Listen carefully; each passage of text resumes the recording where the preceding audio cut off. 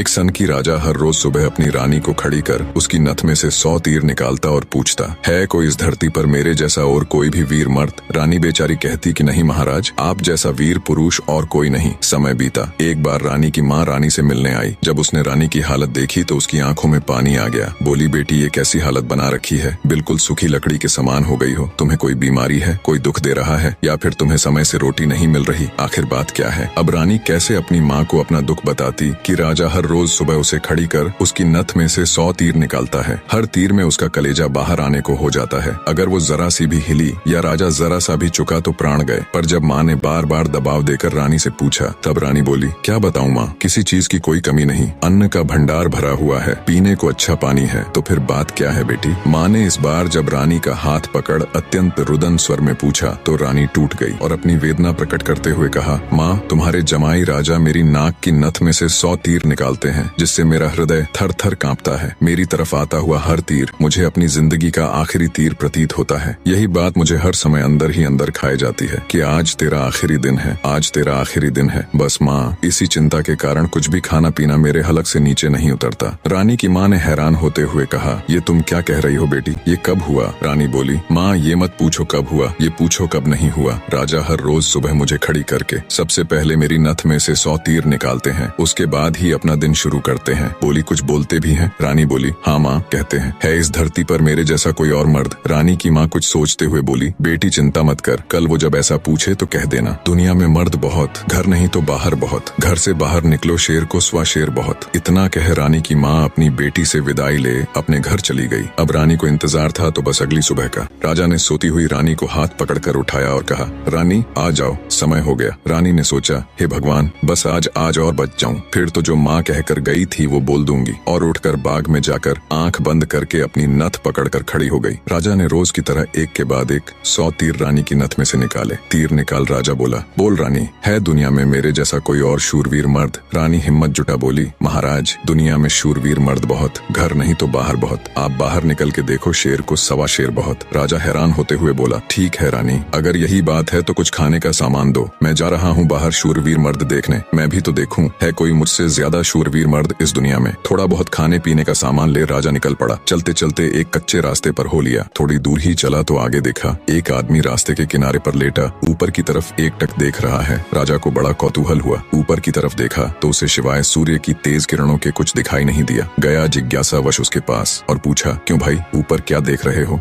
काणे आदमी ने कहा, इंद्र के अखाड़े में परियों का नाच हो रहा है, वो देख रहा हूँ। राजा ने एक बार फिर से ऊपर देखा पर उसे कुछ दिखाई न दिया तो उसका आश्चर्य बढ़ गया। काणे आदमी ने ऊपर की तरफ ध्यान लगाए लगाए राजा से पूछा, तुम कौन हो भाई और कहाँ जा रहे हो? राजा बोला, मैं मालवा का राजा उत्पल राज हूँ, मैं दुनिया में शूरवीर मर्द देखने जा रहा हूँ। काणे को बड़ा कौतुक हुआ। बोला, तो थोड़ी देर मेरी प्रतीक्षा करो भाई। नाचते नाचते एक परी की पाजेब टूट गई है, वो नीचे गिरने वाली है, बस उसको लेकर मैं भी तुम्हारे साथ शूरवीर मर्द देखने चलूंगा। कुछ ही देर में आकाश से छम की आवाज से एक पाजेब नीचे आ गिरी। काणे ने उसे उठाया और जेब में रख लिया और बोला, अब चलो भाई मर्द देखने। मर्द कैसे होते हैं मैं भी तो देखूं। राजा के आश्चर्य की कोई सीमा नहीं थी। उसका अहंकार तो यही नष्ट हो चुका था, उसकी हवाइयां उड़ चुकी थीं। सोचा कि तू तो रानी की नथ से तीर निकाल अपने आप को सबसे बड़ा मर्द समझता था, तेरे से ज्यादा तो ये काणा है। एक आंख से अंधा होते हुए भी इंद्र के अखाड़े में क्या हो रहा है देख लेता है। अब राजा और काणा आदमी दोनों एक साथ चल पड़े मर्द देखने। राजा और काणा आदमी अभी कुछ दूर ही चले थे। आगे एक नौजवान व्यक्ति धनुष बाण लिए किसी की प्रतीक्षा में बैठा था।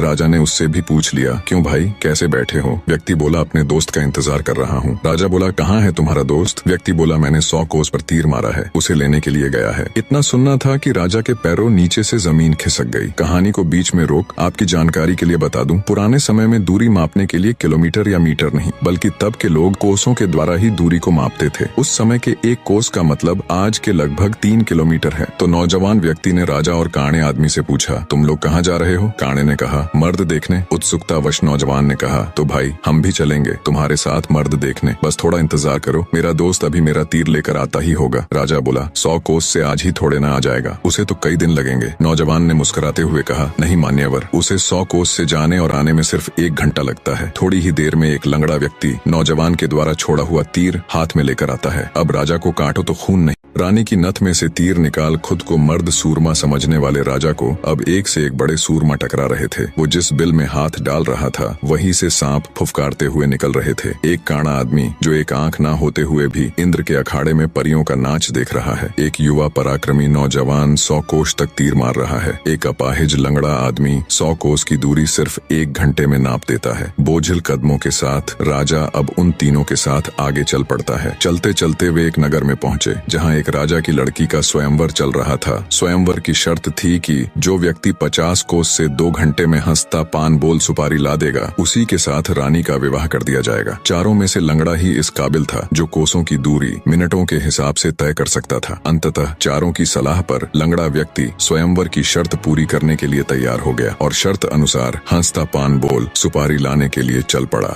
रानी के स्वयंवर की शर्त अनुसार लंगड़ा व्यक्ति तेजी के साथ उस दिशा में बढ़ने लगा जहां हंसता पान बोल सुपारी का पेड़ था। अपनी दिव्य गति से थोड़े ही समय में वो उस पेड़ के पास जा पहुंचा। उसने सुपारी तोड़ी और अपनी जेब में डाल ली। सोचा अभी तो बहुत समय है, क्यों ना थोड़ी देर सुस्ता लिया जाए। ये सोचकर वो उस पेड़ के नीचे सुस्ताने के लिए लेट गया। ठंडी हवा के झोंकों से जल्दी ही उसकी आंख लग गई। उधर तीनों की समय बीतने के साथ साथ चिंता बढ़ रही थी। 2 घंटे पूरे होने को आए थे, बस थोड़ा समय ही बचा था। नौजवान तीरंदाज ने कहा, इतना समय तो उसे कभी नहीं लगता, जरूर कुछ बात है। काने आदमी ने कहा, रुको मैं देखता हूँ। जब काने ने देखा तो वो पेड़ के नीचे सो रहा था और पेड़ से एक खूंखार जहरीला सांप उसे काटने के लिए उसकी तरफ बढ़ रहा था। जब ये बात उसने साथियों को बताई कि वो तो सो रहा है और एक जहरीला सांप उसकी तरफ बढ़ रहा है, तब तीरंदाज नौजवान ने काने से कहा, तुम मेरे तीर का निशाना सांप के फन पर लगाओ। काने ने कहा, हाँ ये ठीक है, निशाना लगाकर मैं हुंकारा भरूं तब तुम तीर छोड़ देना। काने ने तीर को सांप के फन की दिशा में लगाकर जैसे ही हूं कहा, तीरंदाज ने तीर छोड़ दिया। तीर सीधा जाकर सांप के फन पर लगा और धड़ाक की आवाज के साथ सांप नीचे गिर गया। आवाज सुन लंगड़ा आदमी हड़बड़ाहट के साथ उठकर बैठ गया। देखा तो एक जहरीला सांप उसके पास मरा पड़ा है और उसके दोस्त का तीर सांप को लगा हुआ है। सारा माजरा समझते उसे देर न लगी। वो दिव्य गति से नगर की ओर दौड़ा। समय रहते वो हंसता पान बोल सुपारी लेकर राजमहल पहुंच गया। अब समस्या ये थी कि राजकुमारी पर असली हक किसका है। राजा अगर घर से मर्द देखने नहीं चलता तो ये सारा किस्सा ही शुरू नहीं होता। काना अगर अपनी दिव्य दृष्टि से देखकर लंगड़े व्यक्ति को सांप से नहीं बचाता तो राजकुमारी के स्वयंवर की शर्त कैसे पूरी होती। नौजवान तीरंदाज के पास 100 कोस तीर चलाने की क्षमता न होती तो भी उसके मित्र को सांप डस लेता और शर्त पूरी नहीं होती। लंगड़े व्यक्ति के पास दिव्य गति न होती तो भी राजकुमारी स्वयंवर की शर्त पूरी न होती।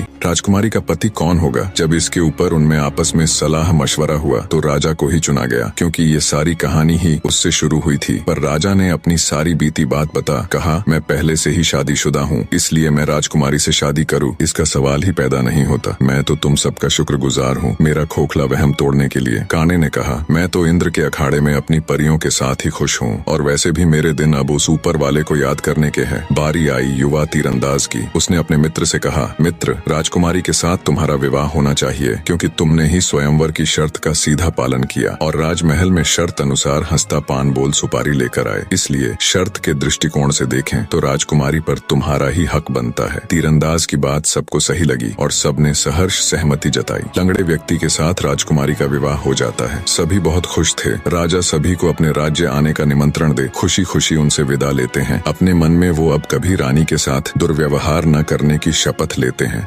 निष्कर्ष, वास्तविक वीरता केवल बाहरी शक्तियों में नहीं बल्कि आंतरिक विनम्रता, संयम और दूसरों की महत्ता को समझने में होती है। राजा उत्पल राज्य ने स्वयं को सबसे बड़ा शूरवीर माना और अपने अहंकार में अंधा हो गया था। वह अपनी रानी पर अत्याचार कर अपनी वीरता का प्रदर्शन करता था, परंतु वास्तव में वह अपने भीतर की हीन भावना और असुरक्षा को छिपा रहा था। अपनी यात्रा के दौरान राजा की ऐसे व्यक्तियों से मुलाकात होती है जिनकी क्षमताएं उससे कहीं अधिक होती हैं। उस एक आंख वाले व्यक्ति का दिव्य दृष्टि से इंद्र लोक का नृत्य देख पाना, उस युवा तीरंदाज का 100 कोस दूर तक तीर मारना और अपाहिज व्यक्ति का अद्वितीय वेग से दूरी तय करना, ये सभी घटनाएं राजा को यह समझाती हैं कि यह संसार अप्रतिम और असीम क्षमताओं का भंडार है। हर व्यक्ति में कुछ न कुछ विशिष्टता होती है और किसी को भी स्वयं से निम्न समझना उसके प्रति अन्याय है। अंततः सच्ची महानता और शक्ति आत्मनिरीक्षण, अपने अहंकार को त्यागने और हर व्यक्ति को उसकी श्रेष्ठता के साथ स्वीकार करने में है। अहंकार नष्ट करने से व्यक्ति का हृदय प्रेम, आदर और करुणा से भर जाता है, जो कि आध्यात्मिक उन्नति का मार्ग है।